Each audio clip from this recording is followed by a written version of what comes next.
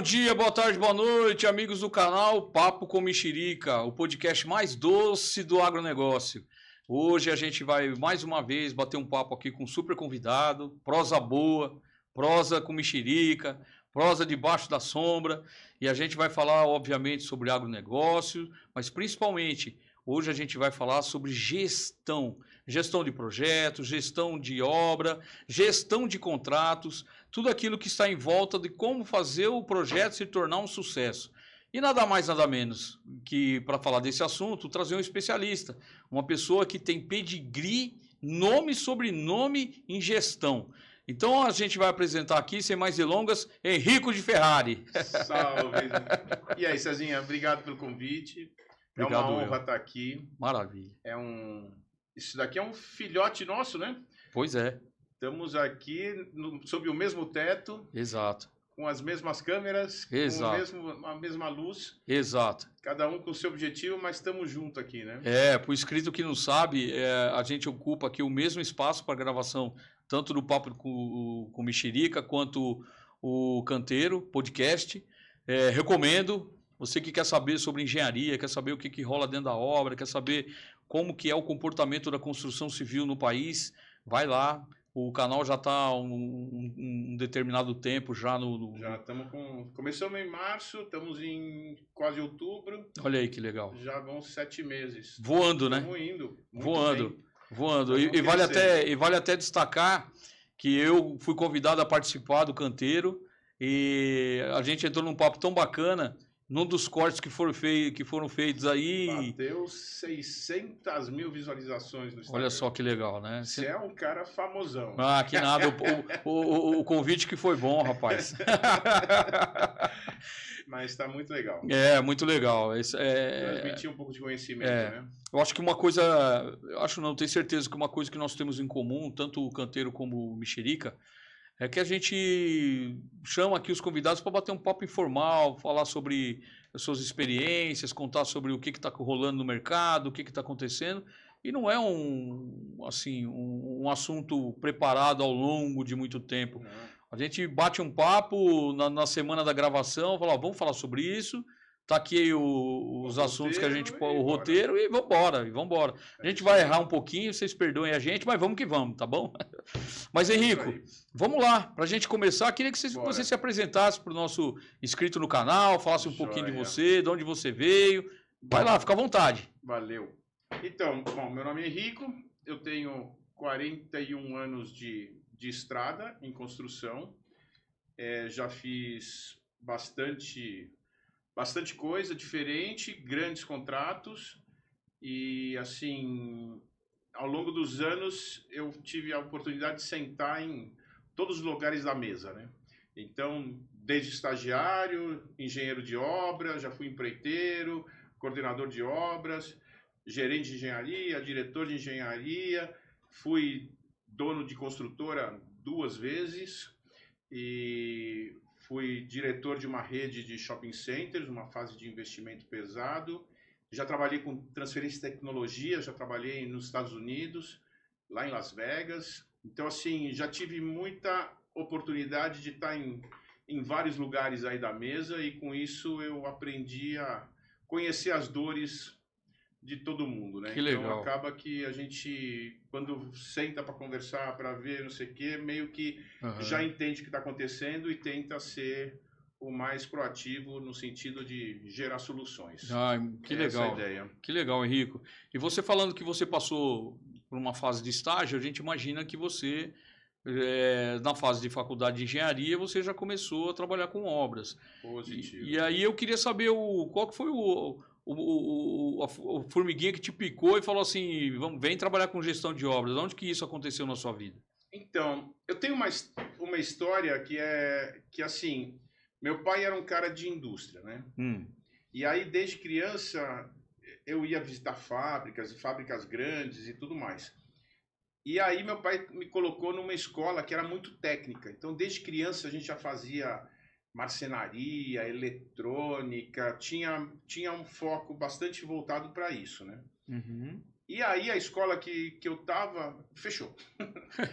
E eu acabei indo para uma escola que era perto de casa, que era uma escola muito humanista. Uhum. E aí eu tive a oportunidade de aprender muito essa questão de humanas, de filosofia, de história, de coisas assim. Quando chegou na hora de escolher a profissão, bateu mais forte a vontade de ser engenheiro, né? Uhum. E aí eu fui para a faculdade de engenharia e acabou que eu acabei caindo na civil por eliminação, não é porque eu tinha qualquer coisa assim nesse sentido. Mas quando eu comecei a trabalhar, eu já tinha uma visão que a parte humana do negócio era muito importante, né? Uhum. Então, tem gente que vira aquele craque de cálculo, de não sei o que, mas eu sempre fui mais de gestão, de relacionamentos e tudo mais, né? Então, acho que parte da minha formação de colégio, humanística, me botou mais nessa linha do... Porque, normalmente, os engenheiros, eles tendem a ser mais, né, concretizadores, com uma visão um pouco mais digamos, lógica dos processos, né? Sim, sim. E, bom, eu tive a oportunidade de ter esse outro olhar também, que acaba me dando um pouco mais de flexibilidade, vai. Eu tive um professor na USP que ele, invariavelmente, ele lançava alguns assuntos e a gente começava a discutir, né? Não, é porque é isso, não, porque é aquilo, não sei o quê. Aí um dia ele pegou e falou assim, ó, deixa eu explicar para vocês. Qualquer confusão você resolve com matemática. Que é bem do engenheiro, né? Sim. O engenheiro, ele está muito afeito aos números, né? Se você chegar e falar assim, olha, a tolerância, falando do ponto de vista do mecânico, né? Se você falar que a tolerância é 0,001, se você colocar 002, a tolerância pode jogar a peça fora, perdeu a peça, né? Já na civil, se você falar assim, olha, aqui tirou 1 centímetro, meu amigo, é mais fácil. Os números são diferentes, mas é matemática. Né? Se você chegar e falar assim, olha, aqui era para você ter deixado 40 centímetros, você deixou 1 metro, cara, vai ter que desmanchar e fazer tudo de novo. Sim. Perdeu aquilo ali, né? Eu acho que assim, a grande diferença entre a mecânica e a civil é essa questão das tolerâncias, né? E a gente tem o contato, por exemplo, na hora que você está trabalhando com metal, você tem toda uma clareza de como ele se comporta, não sei o quê, né? Na hora que você está falando de uma fundação, ou você está falando de um vento, ou você está falando de um concreto, ele é muito menos objetivo, né? Então, você tem fatores de segurança quando você trabalha com construção que são muito grandes, né? Se você pensar uma fundação, você tem que botar 40% a mais ou a menos de resistência quando você faz as contas, né? Exato. Então, é tudo muito empírico. Exatamente. Você não tem aquela, digamos, certeza, objetividade que você tem em uma área mecânica, numa área elétrica e coisa e tal, né? E haja vista que a gente vive hoje como que eu vou colocar assim, uma incerteza climática, né? Também. Então, às vezes você pega e fala assim, cara, eu nunca vi um vento como esse. Eu nunca vi, por exemplo, uma chuva como essa. E você imagina que a engenharia, ela se baseia naquilo que... Estatísticas, em história. Exatamente. Existe normas que foram projetadas, desenvolvidas, baseadas em histórico, né? Então você começa hoje a falar assim, nossa, deu um vento, levou a cobertura embora, porque a cobertura não foi projetada para aquele absurdo. E assim, não é que foi mal feito. Exato. Que a condição climática, não sei o que, leva para situações muito limites. Exato. Diferente, por exemplo, dentro de uma construção, se eu estiver falando bobagem, você me corrija. Você, que aqui o especialista é você. Mas, por exemplo, de um elevador dentro de uma construção. Mas ele apresentou problema. É uma questão climática? Não, é uma questão de manutenção. Positivo. Uma questão de fadiga, uma questão de o olhar que você tinha que dedicar àquela questão mecânica, né? Mas... Eu, por exemplo, tive um caso que, naquela coisa de transferir tecnologia dos Estados Unidos para cá, que a gente estava desenvolvendo um material e a gente não sabia qual que era a durabilidade do material. E aí a gente levou para um laboratório e os caras botaram uma maquininha que simulavam anos. Então, era jogar UV, jogar água, jogar não sei o quê, e vai repetindo ciclos. Simulando, né? Para ver qual que era a durabilidade daquele negócio. Exato. Não existe uma conta que você faça e você chega à conclusão de quanto é que é. Você tem que fazer acontecer. Tem que submeter aos ensaios, né? Exatamente. É. Então a engenharia, a construção, ela é muito menos certa do que uma mecânica, por exemplo. Não existe uma fórmula de bolo perfeita ou que você possa repetir eternamente, né? Você tem que avaliar. Eu fiz uma reforma em um shopping center dos anos 50 e ele era cheio de cúpulas. E aí eu estava vendo lá os arquivos do lugar e aí eu encontrei a prancha que detalhava a cúpula. Era italiana, tinha sido a fábrica da Olivetti. Nossa! E aí os caras tinham o desenho da cúpula e estava escrito assim, a nanquim, né, em italiano, dizendo assim, não existem modelos matemáticos para resolver isso daqui. A gente foi testando e chegou. E simulando cargas e não sei o que, e chegou à conclusão que esse modelo é o ideal. Não é um elemento comercial, né? Não é como comprar um cabo de aço de uma espessura determinada, né? Que foi submetido a ensaios, a testes mecânicos, e chega à conclusão e fala assim, não, esse daqui suporta X de carga. Exatamente. Solos é um negócio que é muito incerto. Eu tive uma obra que a gente tinha lugar que a gente explodia rochas e tinha lugar que fazia estacas com 40 metros de profundidade e não chegava na resistência de ponta. Era tudo por atrito. E aí o cara que era o nosso consultor na época, ele falou assim, imagina o Corcovado aterrado. Olha aí. É o que a gente está vivendo aqui. Então, assim, você tinha uma montanha enterrada, num pedaço você tem rocha, no outro pedaço você não tem nada. Então, quando a gente vai fazer fundações, quando vai fazer obras assim, você corre certos riscos que você nem imagina. Porque por mais que você faça ensaios e tudo mais, você não tem garantia, né? Daí você fazer o ensaio em diversos pontos, você testar, né? Exatamente. Tem que testar, tem que submeter a diversos testes. E mesmo assim, é uma estatística, pode ser que não dê certo. Que nem essa história, por exemplo, desse regime climático novo, né? Eu já peguei uma chuva num prédio que a gente estava construindo porque as tubulações estouraram. E aí a gente foi revisar, não estava errado o cálculo. É que a chuva tinha sido terrível, bizarra. né? Bizarra, né? Eu me recordo que aqui em São Paulo, viu, pessoal? Eu já mencionei em outros episódios, a gente está aqui em São Paulo. Nossa base está aqui em São Paulo, na Zona Sul. Eu me recordo, se não me falha a memória, no primeiro semestre, teve uma chuva que ela caiu sobre São Paulo durante 5 minutos, ela deixou São Paulo uma semana em alguns bairros sem energia elétrica. Tamanho o número de árvores que caiu. Foi uma coisa absurda e uma chuva que, cara, não dá para explicar aquilo. Eu fiquei assustado que eu lembro que foi numa sexta-feira, 8 da noite, essa chuva varreu São Paulo, ela pegou São Paulo como um todo, em algumas áreas menos, mas grandes áreas de população de São Paulo, como Zona Leste e Zona Sul, ela foi muito forte. E essa chuva, ela deixou São Paulo sem energia elétrica e a internet também não funcionava.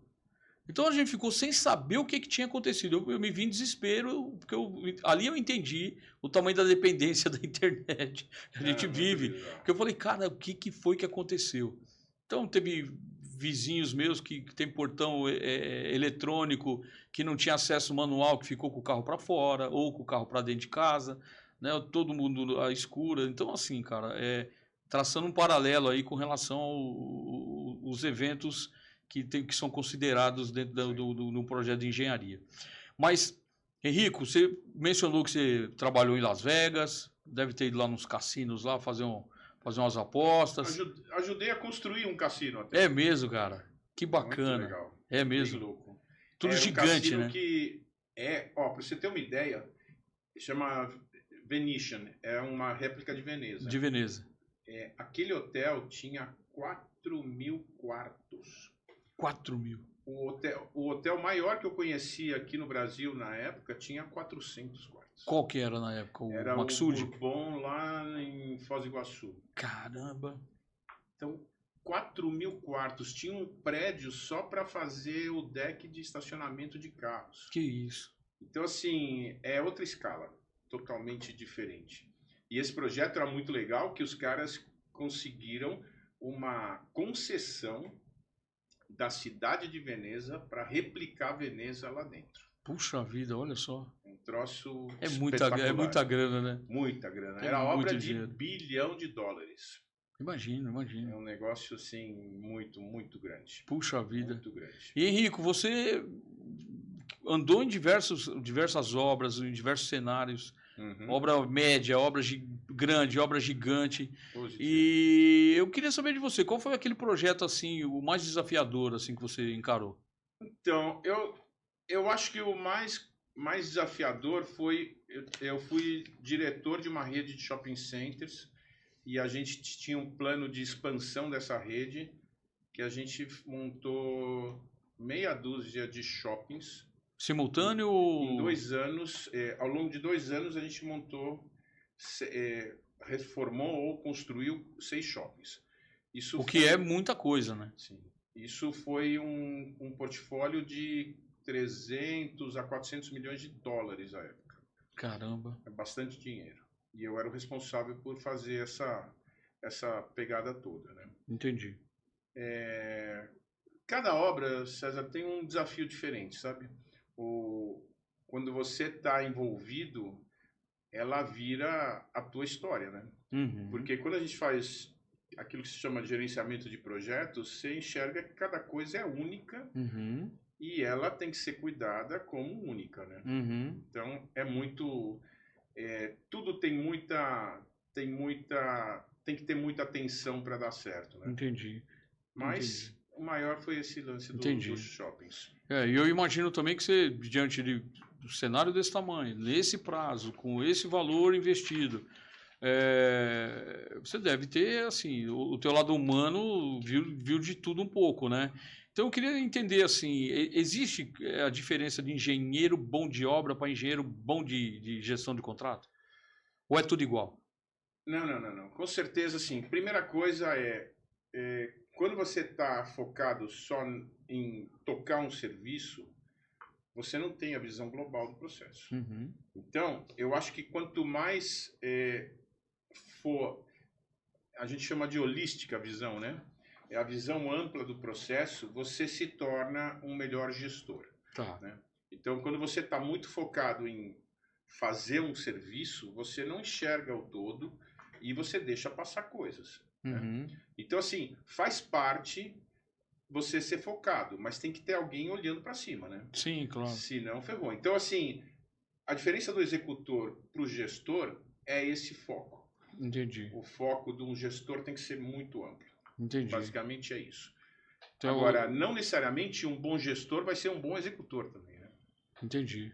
Então, você tem que ter as duas figuras, né? Entendi. Você tem que ter um profissional da parte de gestão dos recursos e aquele que sabe aplicar os recursos e desenvolver a obra, né? Positivo. E aí, eu fico imaginando também, assim, que dentro do ambiente de obra, né, todo mundo pensa a obra, vamos imaginar, a maioria das pessoas pode imaginar que a obra é aquilo que está sendo desenvolvido, né? Aquilo que está sendo construído, um prédio, um shopping, uma praça, o que quer que seja. Um silo. Um silo lá na fazenda, né? Só que existe o chamado canteiro de obras, que é aquele espaço onde até algumas coisas, alguns componentes da obra são fabricados ali mesmo, dentro do próprio canteiro. E aí eu queria entender de você, assim, existe uma certa romantização do canteiro? O que precisa mudar ainda nesse aspecto? Ó, César, eu acho o seguinte, a gente está vivendo um grande ponto de inflexão que é tecnológico.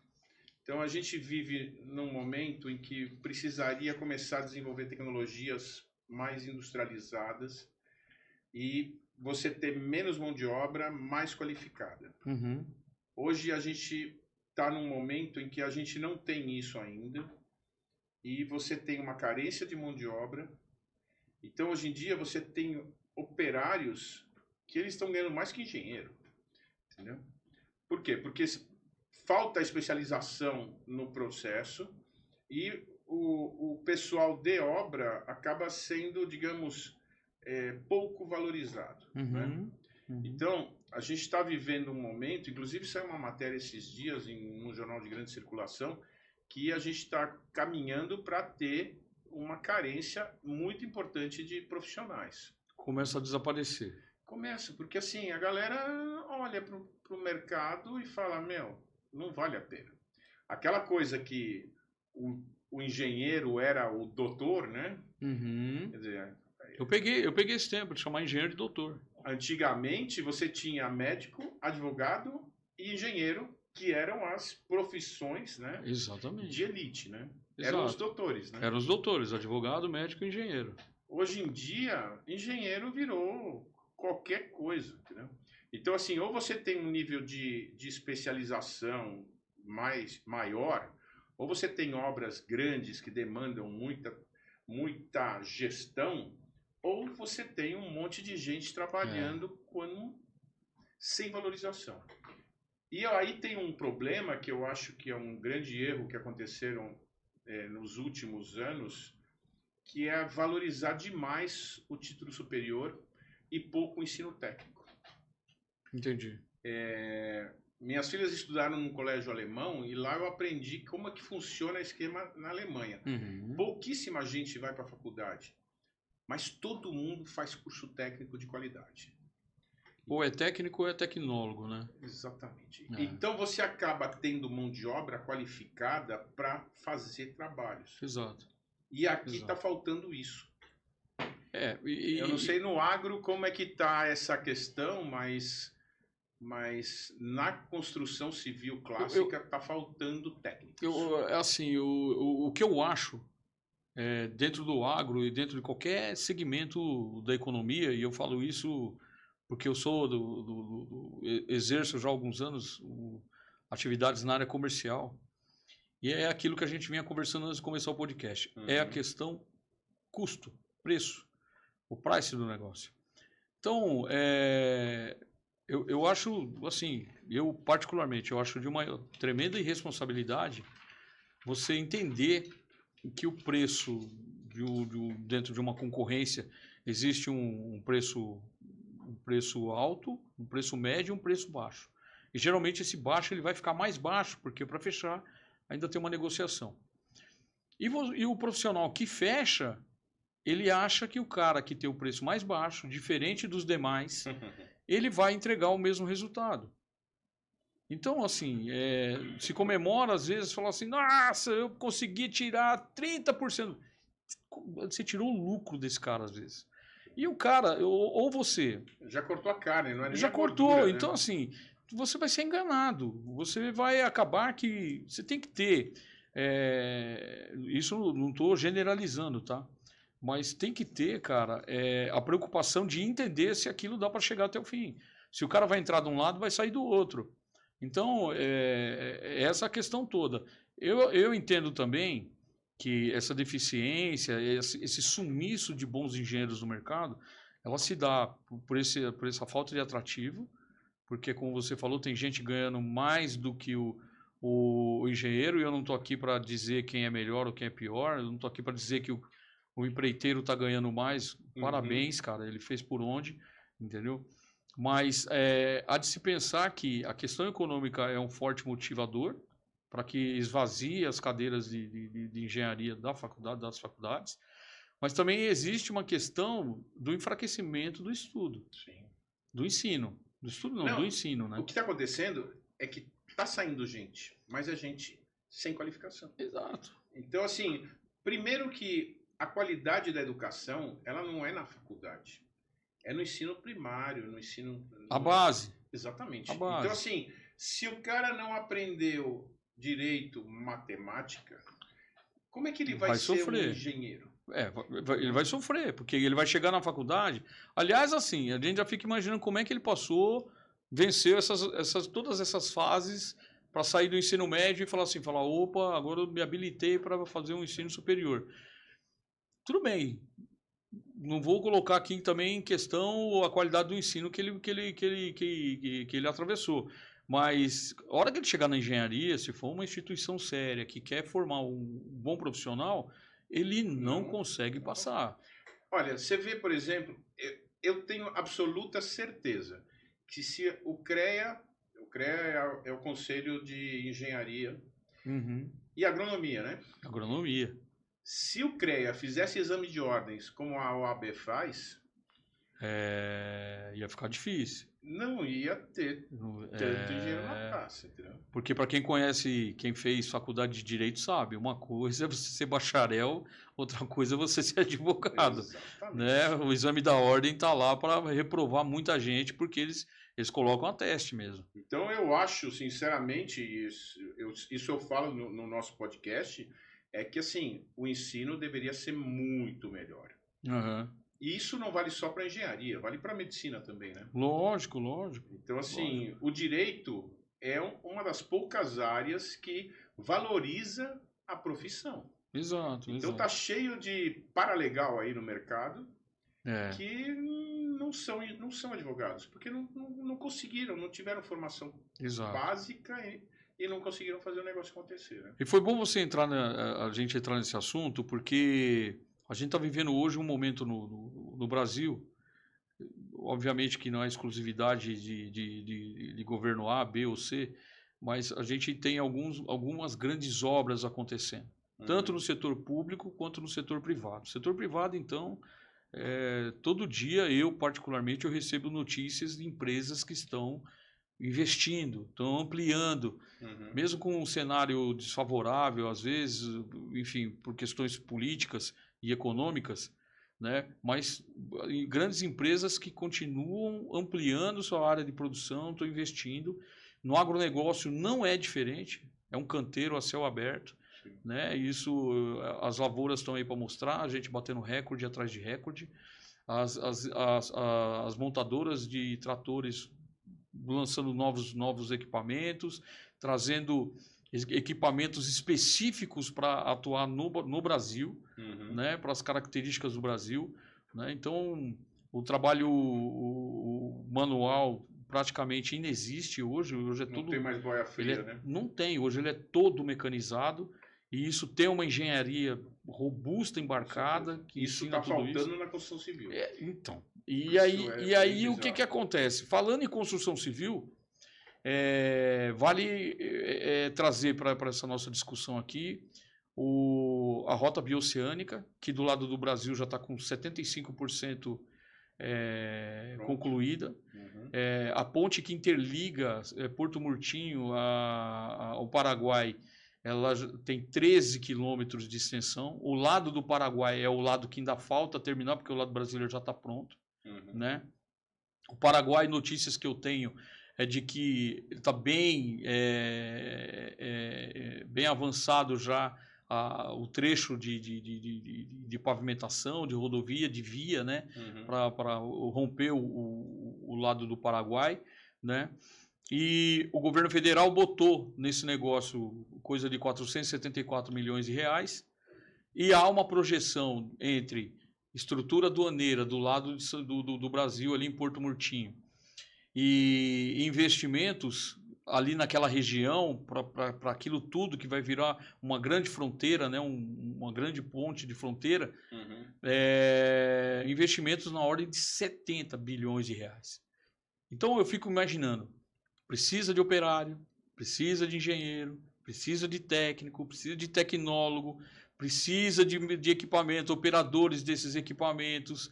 Então, a pergunta que eu te faço, cara, é assim,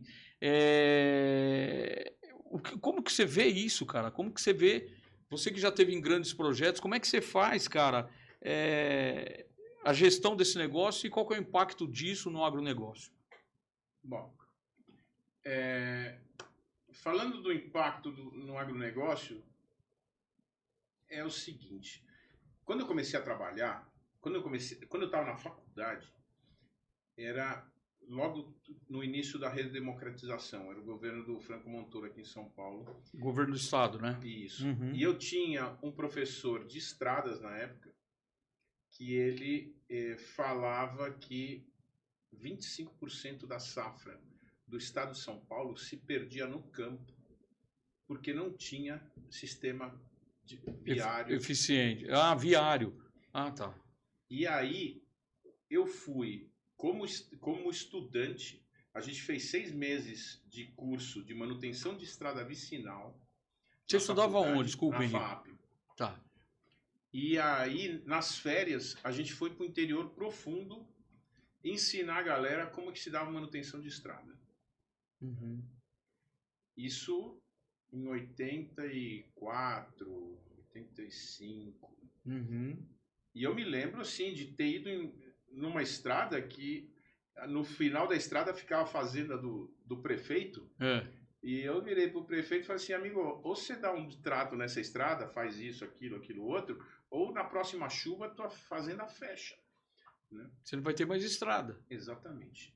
Então, e depois eu terminei a faculdade em Bauru, na Unesp. E lá eu tive aula com um cara que era o gerente da hidrovia Tietê-Paraná. Caramba. Tive aula com um cara que era gerente da estrada de ferro lá, federal, antes de privatizar. Aqui ligava Corumbá, Bauru, Isso, o trem da morte. Deus me livre. E os caras falavam o seguinte, que o problema do Brasil era a matriz de transporte. Uhum. Que a gente precisava modernizar isso, porque a gente está no hemisfério sul, estamos muito longe do consumo, né? Uhum. Então, estamos na ponta, né? Exato. Que precisa gerar melhoria no transporte, porque esse custo ele é sobrepreço em cima dos nossos concorrentes, né? Então, que a tecnologia, o transporte era toda a diferença, né? Uhum. Eu vejo essa rota como uma das maneiras de tornar ainda mais viável. E agora, assim, a gente já consegue, a gente compete, né? Uhum. De igual para igual. Então, o que tiver de redução é dinheiro no bolso, né? Exato. E na hora que você tiver esse dinheiro no bolso, isso gera outra escala de investimento. Exato. Que vai fazer com que o negócio ganhe a riqueza se espalhe de uma maneira fabulosa, né? Assim, falando um pouco, trazendo um pouco os números, né, à luz do assunto aqui, você imagina que o que sai do Porto Atlântico, que a gente só tem acesso ao Atlântico, o que vai para a Ásia tem que subir até o Panamá, ou descer pelo Cabo Horn, né, pela Argentina, dar uma baita de uma volta. Ou se não, eu tenho uma filha que trabalha com logística pesada, e ela falou que tem a rota de ir pelo Pacífico mesmo, pelo Índico, né? Pelo Índico, né? Se atravessa o Cabo da Boa Esperança, não sei o quê, e sobe por trás, né? Agora você imagina... muito longe. É muito longe, é muito longe. É muito longe. E tempo, né? Tempo é dinheiro. Muito. E aí a questão do tempo, além de ser dinheiro, você tem a questão da distância, o consumo, né? De combustível que você utiliza. Né? A pegada toda. A pegada toda, exatamente. Então, vamos colaborar, né? E agora você imagina você poder escoar a tua produção a partir de um porto no Pacífico que já te dá a frente direta para a Ásia. Positivo. Né? E já existe também já um projeto em desenvolvimento, né? Que vai ligar a Bolívia ao Porto de Santos, né? E ali da Bolívia passa ali pelo Peru também, sai no Pacífico. Então, a China botou uma grana para fazer um porto grande lá, né? Eles vão ter produto mais barato, vão ganhar a concessão de todo esse trecho viário e... Sai da influência dos Estados Unidos no Canal do Panamá. Exatamente, cara. Então, é uma questão econômica e geopolítica, né? O que a gente está enxergando hoje no Brasil é exatamente isso, né? Que ninguém faz nada de graça, ninguém é tão bonzinho o suficiente para vir e fazer, né? Então começa essa guerra, enfim, mas não é... Eu vi números falando de $35 por tonelada economizada no transporte. Então. Quantas toneladas a gente se transporta? Não, o navio daquele é um absurdo. Você imagina que é uma pequena cidade flutuando, né? Sim. Então é muita coisa, né? Mas falando, por exemplo, de um projeto dessa magnitude, Henrique, o que eu queria te perguntar é como que funciona num projeto desse tamanho a gestão contratual, a gestão da obra no dia a dia. Como é que como é que se comporta o profissional que toma conta desse negócio? Então, César, na verdade, essa rota ela não é um contrato, né? São diversos, né? Então, assim, dando uma pesquisada... Mas imagino que sejam bons contratos, né? Sim, sim. Coisas... Então, tem a alça, as alças para ligar as nossas rodovias à ponte, que é um negócio grande. Que é uma outra obra. Exatamente. Uma belíssima... Essa é uma obra de 400 e tantos... Da parte da parte do Brasil, né? Sim. A ser falar de recursos municipais. Aí depois você tem Itaipu, que está financiando a ponte, né? Exatamente. Então, assim, cada pedacinho desse negócio é um contrato diferente, com mão de obra, com empresas de grande porte fazendo, né? Com modelos de gestão. E, assim, o que aconteceu muito no Brasil, a gente fez um episódio uns dias atrás sobre a questão da Lava Jato, né? Com a questão da Lava Jato, se abriu um mercado internacional, o mercado brasileiro para grandes empresas internacionais. Né? Porque a maioria, as grandes companhias brasileiras todas, né, foram envolvidas, né, na questão. Então acabou que perderam muita capacidade de financiamento e tudo mais. Inclusive, agora licitaram o túnel lá do Santos para Guarujá, que é a maior obra no Brasil, e quem levou foi uma empresa portuguesa com capital chinês. Né? Porque as nacionais não conseguiram financiamento para fazer a obra. Né? Dado os problemas legais oriundos na Lava Jato. Então, assim, essa galera ela vem com tecnologia também e vem com modelos de gestão grandes, mas essas obras grandes, elas têm uma estrutura gigantesca de gente lidando com tudo isso, muito segmentado. Então, você tem lá o cara que mexe com... normalmente você separa a obra por trechos, né?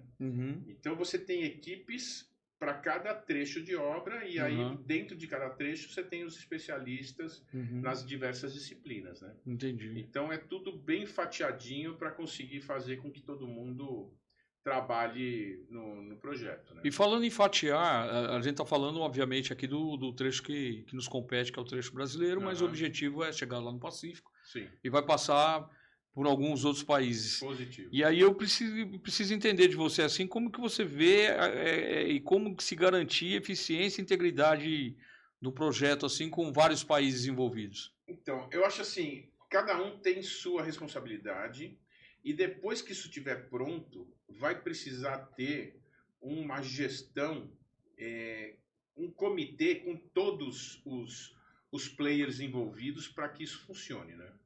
Então, hoje, a gente tem o trecho brasileiro, depois a gente tem a ponte, que é binacional, né? Que é a história de Itaipu financiando. Aí depois você tem o trecho no Paraguai, que está sendo financiado por um fundo regional. Aí depois você tem o trecho da Argentina, que é aí que eu acho que está o grande gargalo. O risco está ali. Tá. Porque assim, eu tenho família na Argentina, né? E a Argentina é um país que sempre foi muito focada para Buenos Aires, que tem 60% da população, não sei o quê, e um pouco mais para o sul. As províncias ali mais próximas, né? Córdoba, Mendoza, essas regiões que são relativamente próximas. O norte da Argentina, que é por onde vai passar esse acesso, não tem valorização. Ele é muito abandonado. Vai? Ele é quase como se fosse a própria Bolívia, entendeu? Tá. Assim, o pessoal não põe dinheiro lá, são regiões muito, digamos, subvalorizadas dentro da Argentina. E ainda mais que temos um presidente hoje com uma visão de corte de gastos, né? Então, assim, não tem uma visão desenvolvimentista de estar botando dinheiro para investimento nisso, né? E tem a questão aduaneira também, que é muito complicado, né? Quando você vai para Foz do Iguaçu, por exemplo, você sai de Foz para Ciudad del Este, você passa na ponte como se não fosse nada. Você vai para Puerto Iguaçu, que é do lado argentino, você fica 2 horas parado na estrada para passar na aduana. Entendi. Então, assim, eles têm uma política de acesso bastante restritiva. Entendi. E, assim, vai ter que ter uma coordenação muito grande, vai ter que ter uma gestão muito política Uhum. dessa via para que isso funcione direito, tá?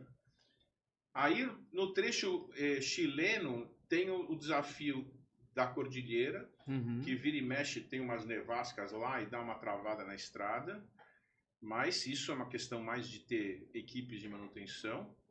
E depois, quando você chega no Pacífico, é um oceano azul, literalmente, né? Tá tudo Tem pronto. 4 portos à disposição, né? Uhum. Então, assim, vai ter como... lá tá muito legal o processo, né? Uhum. E os caras estão desesperados esperando, porque houve um investimento ali Uhum. na questão de estradas e na Uhum. questão portuária, bem legal, né? Entendi. E interessante você comentar essa questão da Argentina, obviamente por motivos domésticos lá, o que eles estão fazendo, o governo vem fazendo, tem seus motivos, não cabe aqui a gente dizer se é certo ou se é errado, mas o que a gente percebe, ao contrário da Argentina, é que o governo do Paraguai peitou esse negócio. Positivo. O governo do Paraguai, ele se colocou assim, nós vamos transformar essa região do Paraguai num grande polo, Sim, porque também era uma área esquecida, sim. assim, num nível de falta de posto de gasolina, por exemplo, de combustíveis, rede de apoio para caminhão que passava por lá. Uhum. E eles estão pavimentando aquilo tudo, eles estão Sim. eles estão no objetivo de Eles estão transformar. abrindo uma nova fronteira, né? Exatamente. É um negócio muito legal para o país, E né? transformar aquela região numa coisa absurdamente viável, né? Sim. É bem bacana. Mas voltando um pouquinho aqui para o nosso lado de cá, falando de Brasil, obviamente que aonde que começa o nosso ponto de passagem para o Pacífico? Começa Em Porto Murtinho. em Porto Murtinho, né? Tá lá uma cidade reconhecida pelo turismo de pesca e que ela agora vai ser reconhecida também pelo turismo de pesca, mas também por ser uma fronteira, um marco, né, no desenvolvimento nacional. Eu quero saber de você, o que você acha que vai acontecer com o Mato Grosso do Sul com essa passagem e vai colocar o Mato Grosso do Sul aonde? Que lugar da prateleira? Então, César, eu, eu olho assim, por exemplo, antes de falar do estado inteiro, falando de Porto Murtinho mesmo, eu fiz uma pesquisinha lá e há um tempo relativamente pequeno atrás, Dourados, que é Mato Grosso do Sul também, Sim. era uma cidadezinha também, né? Era um... E o negócio hoje em dia é uma cidadona, né? É. É uma das principais do estado, né? Uhum. Essa questão dos hubs intermodais, isso gera muita atividade econômica, gera muita riqueza. E o que acontece com Porto Murtinho hoje é que ele é o fim da linha. Uhum. E ela vai virar o começo da linha, né? Então, assim, com certeza o negócio vai bombar. Você teve com o prefeito lá, né? Sim. Eu estava conversando, eu estava vendo os negócios, eles já montaram um plano diretor para a cidade. Já. Né? Já traduziram para o chinês. Já. E o negócio, assim, os caras estão pensando grande, né?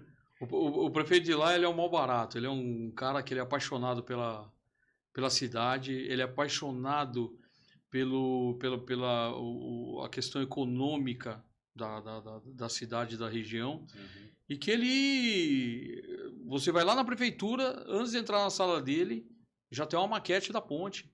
E é exatamente isso. Ele já fez plano diretor, ele já fez estudo. Então, qualquer pessoa que vá lá, como eu fui, para bater um papo com ele, que eu fui lá para bater papo.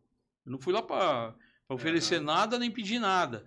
Mas eu fui lá para bater papo, para entender o que vai acontecer lá, o que está acontecendo lá hoje, o que vai acontecer. Ele sabe tudo na ponta da língua. Entendeu? E uma cidade pequena que ele já falou, precisa melhorar isso aqui, precisa aumentar, precisa crescer aqui. Ó, tá vendo? Aí ele te leva lá e fala, tá vendo aquilo lá? Então aquilo lá nós vamos fazer isso está longe pra caramba, né? Ele conhece todo mundo pelo nome, as grandes empresas que estão lá, sabe, os interlocutores dessa empresa com prefeitura, ele senta lá com todo mundo. Cara, é papo com mexerica mesmo. Eu tive uma experiência uns anos atrás, eu estava trabalhando com telecomunicações e eu tive em Jaguariúna. E eu conheci o prefeito de lá, que é um cara que fez um plano que fez a cidade virar o que virou, que é uma região riquíssima. Ele emancipou Olambra, né? Falou assim, eu não preciso disso, a vocação desse lugar é para outra coisa. Foi lá e emancipou Olambra, que é uma cidade super importante, aí, né? Da parte de cultivo, de flores e tudo mais. E gerou um polo industrial em Olambra, em Jaguariúna, super qualificado, que só tem grandes empresas de tecnologia, né? Então, assim, quando você vê um político que tem visão e você tem a oportunidade de investimento, esse negócio bomba, né? É muito satisfatório, né, cara, quando você vê o dinheiro público sendo bem gerido, né? Sim, e na verdade, assim, o Brasil tem potenciais impressionantes, né? O que precisa é ter visão de negócio e vontade política e bom caráter para fazer as coisas acontecerem. Né? E falando em coisas que dão certo, na tua visão, tem muita empresa que está tropeçando em gestão de contrato ainda? Então, essa questão de contrato, eu acho que é o seguinte, a gente tem um problema muito grande nos nossos modelos de negócio, que é um querendo ferrar o outro, sabe? Então, assim, as empresas que contratam, elas querem pegar pelo menor preço, elas querem tirar tudo que podem tirar no processo de negociação. E aí depois, quando a obra começa, você precisa virar a obra, né? Então, fazer os negócios acontecerem e acaba que, assim, a empresa toma um serviço com preço ruim e precisa gerar lucro. Então acaba criando uma relação muito conflituosa, né? Eu acho que o problema não é que as pessoas não sabem gerir contrato, é que o contrato virou um potencial conflito desde o começo, né? E quando que o contrato salva a obra do fracasso? Então, eu acho assim, o que você precisa é que o negócio seja transparente e seja correto entre as partes. Mas você sempre precisa estar entendendo os desvios e comunicando e negociando antes que vire um problemão. Entendi. Né?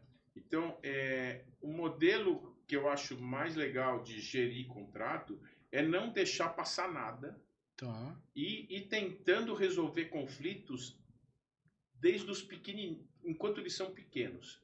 Não esperar eles crescerem, porque na hora que o negócio cresceu muito, não tem mais como resolver, né? Alguém vai perder, né? E você acha que nessa questão o NEC e o IPD ajudam, colaboram ou não colaboram? Bom, você vai contar o que são essas siglinhas? Não, você fala. O mestre aqui é você. São modelos de contratação que são mais colaborativos. Isso foi desenvolvido nos Estados Unidos, e na Inglaterra, o outro. É um modelo que é muito legal e você envolve todas as partes no projeto. Então, você põe desde o projetista, antes do negócio virar, né? Quando está concebendo o escopo, o executor e o cliente, todo mundo dentro de um mesmo guarda-chuva, com metas concretas e claras para cada um. Sim. Então, esse tipo de contrato, que para mim ainda é uma utopia aqui nesse país, seria uma maneira de você mitigar muito esse problema. Porque aí você vai fazer com que todo mundo entenda o seu papel e que tem que ser um jogo em que todo mundo ganha, né? Tem que ser igual para todos, né? Exatamente. Então, o modelo ganha-ganha é o melhor que tem, né? Se o cliente tiver consciência que ele está pagando um preço que é justo e ele vai ter um produto, um escopo muito bom, aderente à sua necessidade, ele vai conseguir fazer com que funcionem para todo mundo, né? Uhum. Então, assim, às vezes a visão acaba sendo, não, eu quero ganhar dinheiro aqui, Uhum. mas na obra. Mas não é na obra que você vai ganhar dinheiro, é usando a obra que você vai ganhar dinheiro. Exatamente. Né? Então, se você tiver essa maturidade, se todos os envolvidos tiverem essa maturidade, vão fazer com que o negócio seja menos traumático e que todo mundo ganhe, né? Uhum. E essa é a relação mais legal que tem, né? E nessa relação de quem gerencia contrato, de quem gerencia a obra, quando é com aquele departamento que cria o contrato, que vai lá, que discute, o nosso jurídico ajuda ou atrapalha? Então, eu entendo que o jurídico, ele reflete uma visão do seu cliente. Então, você tem lá o jurídico do cliente, você tem o jurídico da construtora, você tem o jurídico de todo mundo, né? Se o pessoal tiver a fim de brigar, o jurídico vai ser a ferramenta da briga. Se o jurídico for focado por orientação de cliente e tudo mais em resolver conflitos, vai ser o melhor cenário, entendeu? Uhum. Então, a minha visão sobre o jurídico eles não são o problema. Eles são o cão que é educado para morder ou para cuidar. Então, eu não vejo o jurídico como um problema. Ele é parte da solução. Entendi. Bom, como a gente está no Papo com Mexerica, a gente não pode deixar de chegar na reta final do nosso bate-papo aqui, de mencionar o agro, né?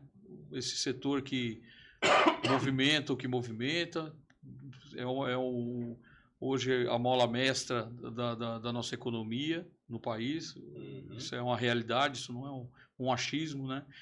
E aí eu queria entender com você assim, no agronegócio, aonde que a infraestrutura é gargalo, aonde que ela alavanca, falando especificamente de infraestrutura, já que a gente falou já de ponte, de chegar no Pacífico com nossa produção agrícola, aonde que é o gargalo e aonde que a coisa fica boa? É assim, se a gente pensar na questão da safra, você precisa ter como regular o estoque para não botar tudo em cima do caminhão para levar embora na hora que você colhe, né? Então, é importante você ter uma infraestrutura de silagem e tudo mais. Né? Armazenagem, né? Exatamente. Uhum. Depois, o agro, ele deveria ter a condição de beneficiar as coisas, né? Uhum. Então, a gente deveria ter mais agroindústria, né, mesmo, né, de beneficiamento e já levar um produto semi-acabado e tudo mais, né? Então, sim, também para isso você precisa de energia, de água, de um monte de insumos para essa indústria funcionar bem, né? Tá. Então, assim, isso tudo é infraestrutura, né? Entendi. Então, assim, quanto mais a gente disponibilizar infraestrutura no campo, mais potencial a gente tem de agregar valor ao produto, né? Entendi. Não é só o grão que você colhe e já leva embora, pode estocar e esperar entre safra, ou você pode beneficiar aquilo lá e fazer com que ele gere um produto mais acabado e tudo mais, né? Uhum. Então, assim, o Brasil sempre... Tem uma música do Milton que eu acho demais, que fala assim, que o Brasil foi criado olhando para o mar, no caso para o Atlântico, e ficando de costas para o país, né? Exato. Então, assim, na medida em que você tiver olhando para dentro e levando recursos para dentro, você vai melhorar tudo. Na hora que essa rodovia estiver pronta, Santos vai deixar de ser gargalo, né? Vai poder ser usada para outros fins que hoje em dia não consegue, né? Então, quanto mais a gente levar a infraestrutura para o interior, mais a gente vai fazer esse país ser mais homogêneo, né? Porque hoje tem muita discrepância, muita distância Uhum. entre os estados, entre as regiões, né? Perfeito. Tem um projeto também, o Arco Norte, que é bem legal, que Uhum. estão montando lá para levar Uhum. produção do Matopiba, tudo, Isso, escoar exatamente. já por cima e tudo mais, né? Porto do Pará.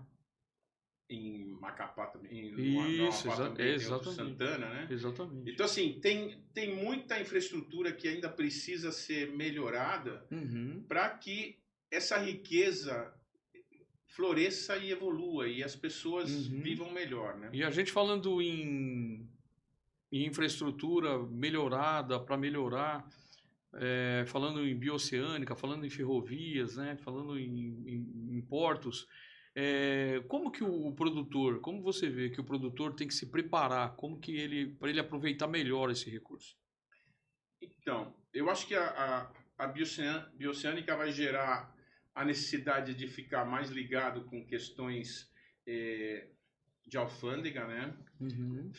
Fitossanitárias e tudo mais, porque você vai ter que atravessar vários países, né? Uhum. Não é aqui. Aqui você está dentro do Brasil, então é uma lógica única, né? Então acho que tem que se preparar melhor nesse Um único aspecto. órgão, né? Exatamente. Então Digamos assim. tem um preparo nesse aspecto. E eu acho que tem um monte de oportunidades de negócio Uhum. que vão surgir que precisam ser exploradas, né? Exato. Então, assim, o cara...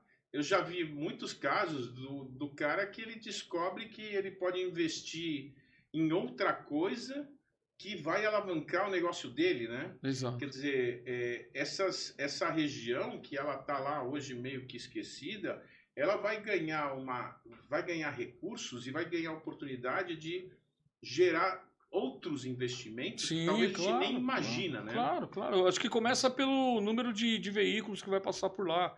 Então, isso daí vai abrir posto de combustível, posto de serviço, borracharia, vai abrir restaurante, vai abrir oficina mecânica, próximo de grandes áreas produtivas, porque se produz muito e tem muito brasileiro produzindo soja e milho, onde a bioceânica vai passar no trecho do Paraguai.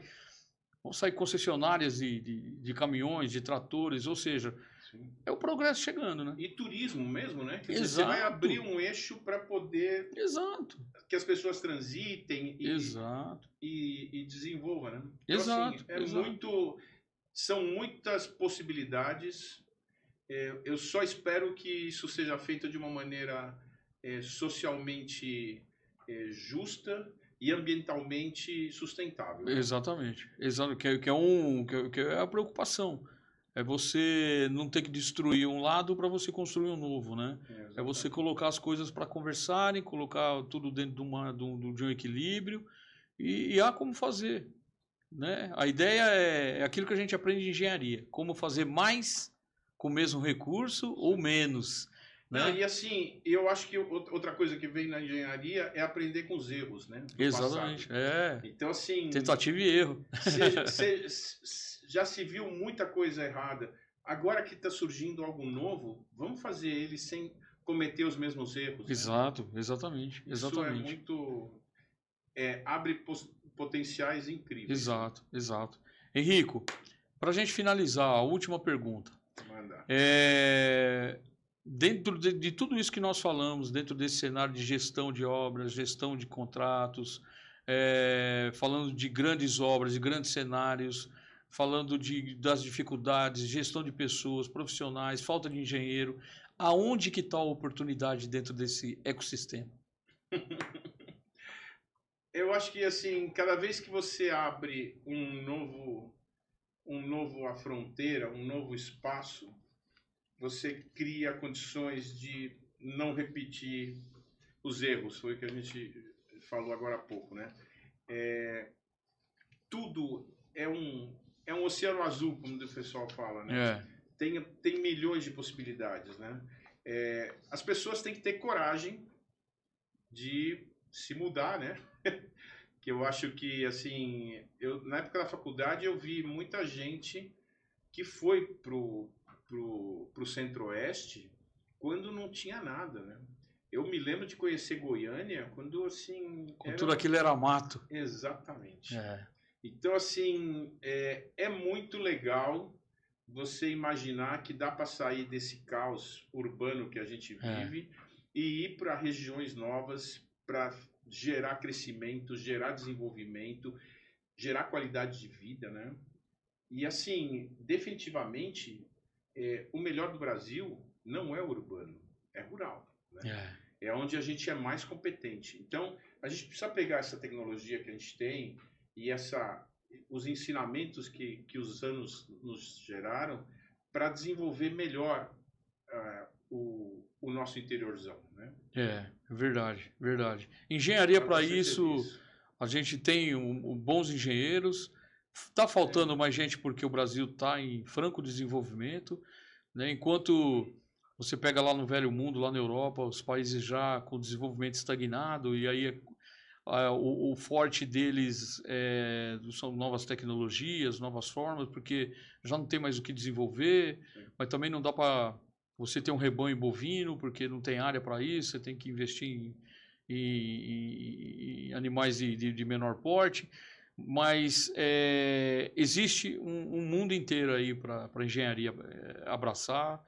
Então, eu acho que tem que valorizar o ensino técnico, né? O ensino técnico dos Senais, o ensino tecnológico aí das FATECs aqui, falando especificamente de São Paulo, que é um baita de um projeto, né?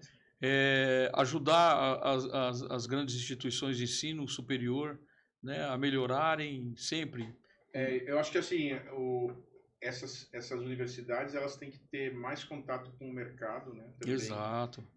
Tá todo mundo mais junto para fazer com que a formação seja mais apropriada para a ponta, né? Exato. E não ficar todo mundo olhando para o seu umbigo e deixando o negócio... Eu vou só abrindo um parênteses aqui, eu me lembro que quando eu tinha lá meus 13 anos de idade, naquela época a gente não podia trabalhar com essa idade, não era como é hoje. E tinha uma instituição na cidade onde eu morava, lá em Presidente Prudente. Olha só. E chamava Guarda Mirim. E eu fui guardinha. E o guardinha era aquele cara que fazia de tudo numa empresa. Ele, né, eu preciso de um guardinha aqui, pagava meio salário mínimo na época. E a gente trabalhava lá um dia todo fazendo algumas tarefas assim para guardinha mesmo. Mas era muito importante porque ela dava oportunidade de você trabalhar, às vezes, num banco, trabalhar numa prefeitura. E eu fui guardinha na prefeitura, numa divisão lá, numa secretaria que chamava Secretaria de Obras e Serviços Públicos. Legal. E você falando que engenheiro era chamado doutor, e lá eu trabalhava só com engenheiros. Então, tinha lá 3 engenheiros que eu falava com eles todos os dias, pegava, levava carta no correio, levava documento lá no outro departamento e tudo andava. E eu lembro que uma vez eu chamei um engenheiro pelo nome. E o outro engenheiro falou assim, o guardinha é doutor. E eu não fiquei chocado com aquilo. Mas eu peguei e falei, puxa vida, tem que chamar um engenheiro de doutor. Né? Então, assim, velhos costumes fazem bem.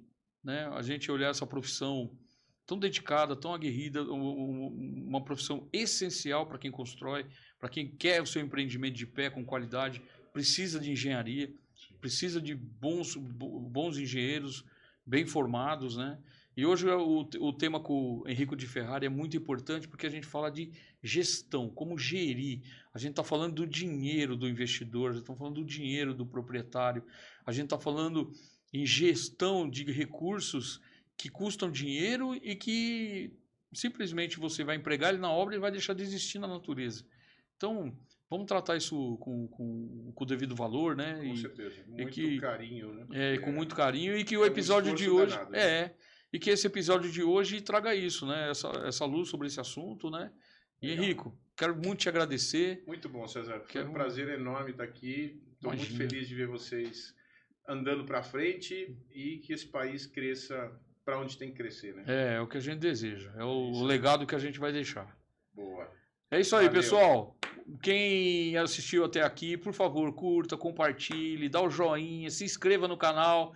Dá essa força aí pra gente, passa pros amigos, pra família. E na próxima semana a gente se vê com mais um assunto no Papo com Mexerica. Um abraço!